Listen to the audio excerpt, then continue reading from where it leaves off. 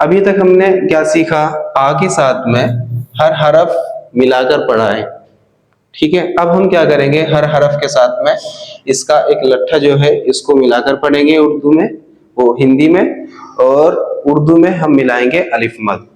कि अभी तक हमने तो सीखा आ, बा, पा, ता, टा, सा, इसे पढ़े हैं। ठीक है, अब हम क्या करेंगे, अलिफ मद पढ़ेंगे मिला करके। वो कैसे पढ़ जाएगा वो भी हम आपको बताते हैं। ठीक है, शुरू में देखो, ये जबर है, इसको हटा दीजिए और यहाँ पर मद लगा दो।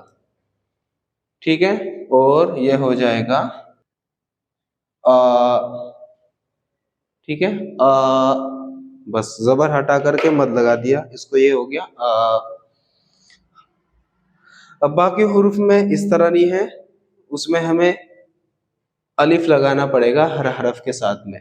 ठीक है, जैसे हिंदी में हम लट्ठा लगाते हैं, इसी तरह उर्दू में हम अलिफ लगाते हैं, बस आवाज डबल।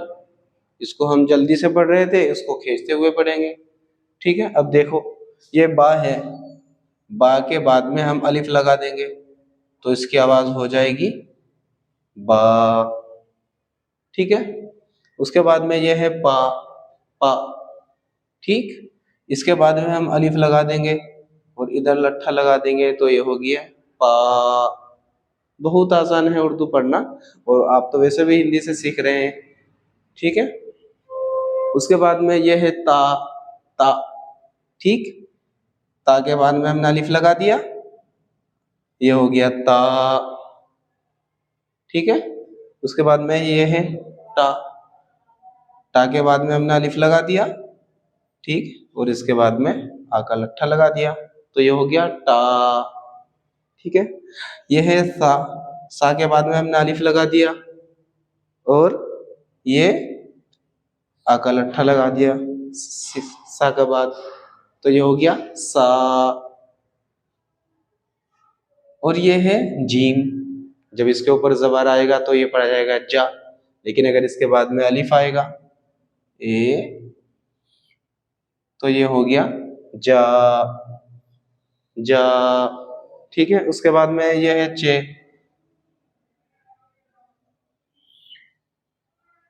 इसके बाद में अलिफ आ गया तो ये पढ़ा जाएगा चा। ठीक है, उसके बाद में ये है के बाद में अलिफ आ गया तो ये पढ़ा जाएगा हा। ये है खे के बाद में अलिफ आ गया तो ये पढ़ा जाएगा खा। ठीक है, ये है दाल, दाल के बाद में अलिफ आ गया तो ये पढ़ा जाएगा दा। उसके बाद में ये है डा। ठीक है, इसके बाद में अलिफ आ गया तो ये हो जाएगा डा। ये है जाल, जाल के बाद में अलिफ आ गया तो ये हो जाएगा जा। उम्मीद है आपकी समझ में आ रहा होगा। अगर आपकी समझ में आ रहा है तो इस वीडियो को आप लाइक करें और सब्सक्राइब कर दें चैनल को, और अपने दोस्तों तक वीडियो शेयर करें जो उर्दू पढ़ना चाहते हैं। ठीक है, उसके बाद में है ये है रा, रा के बाद में अलिफ आ गया और यहाँ हम आ का लट्ठा इस्तेमाल करेंगे तो इसकी आवाज हो जाएगी रा। ठीक है, इसी तरह ये है जा, जा के बाद में अलिफ और ये आ का लट्ठा तो ये पढ़ा जाएगा जा सख्ती के साथ में। उसके बाद में है ये है सीन,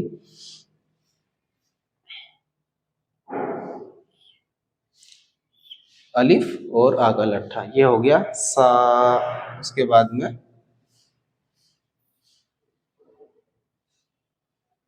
ये हो गया शा। ठीक है, उसके बाद में ये है स्वाद, अलिफ और आ का लट्ठा, ये हो गया सा।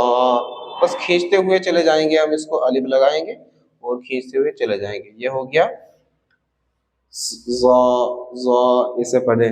ठीक है, ये ता है, ता के बाद में हमने अलिफ दे दिया और इधर आ का लट्ठा तो ये हो गया ता, ता। ठीक है, उसके बाद में है ये है ज़ा, ज़ा के बाद में हम अलिफ लगाएंगे तो ये हो जाएगा ज़ा। अगर ये आपने सबक समझ लिया तो बहुत आसान है आपके लिए उर्दू पढ़ना। उसके बाद में ये है आइन। ठीक है, ये शॉर्ट फॉर्म में इस्तेमाल कर रहे हैं इसकी,